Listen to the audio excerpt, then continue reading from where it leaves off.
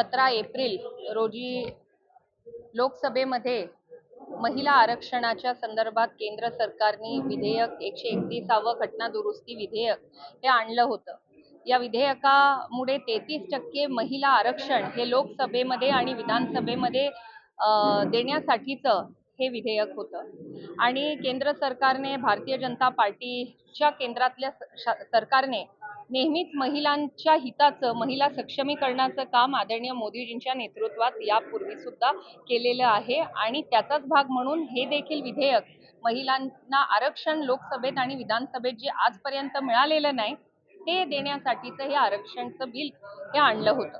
काँग्रेस पक्षाने नेहमीप्रमाणे महिलांच्या विरोधातली भूमिका घेत या बिलाच्या विरोधात त्यांनी मतदान केलं आणि त्यांच्यासोबतच TMC आहे, RJD आहे, DMK, समाजवादी पक्ष हे जे विरोधी पक्षातील जे घटक पक्ष आहे यांनी सुद्धा या विधेयकाच्या विरोधात हे केवळ शासनाने आणलेलं विधेयक म्हणून विरोध केला नाही, तर मुळातच हे सर्व जे विरोधातले जे पक्ष आहे हे महिला विरोधी पक्ष आहे।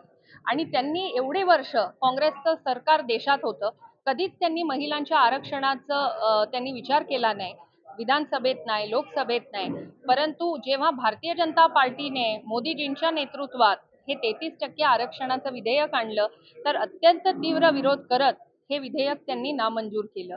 आणि नामंजूर केल्यानंतर अक्षरशः त्यांनी त्या ठिकाणी बाकं वाजवून आनंद उत्साह साजरा केला। आज देशातील अर्धी लोकसंख्या ही महिलांची आहे, जवळजवळ 70 कोटी महिला आज देशात आहे।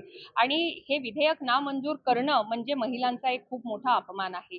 देशाचे धोरणं निश्चित करण्यामध्ये या ठिकाणी परराष्ट्र धोरण असेल, आर्थिक धोरण असेल, सुरक्षेचं धोरण असेल, या वेगवेगळ्या धोरणांमध्ये महिलांचा मोठा सहभाग हा 33% आरक्षण दिल्यामुळे वाढू शकला असता।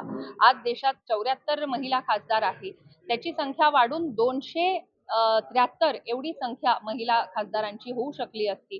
परंतु काँग्रेस पक्षाने विरोध केला आणि त्यांच्यासोबत इतरही विरोधी पक्षांनी विरोध केला आणि हे विधेयक त्यांनी मंजूर होऊ दिलं नाही। म्हणून मी सर्व महिलांच्या वतीनं काँग्रेस पक्षाचा तीव्र शब्दांमध्ये निषेध करते।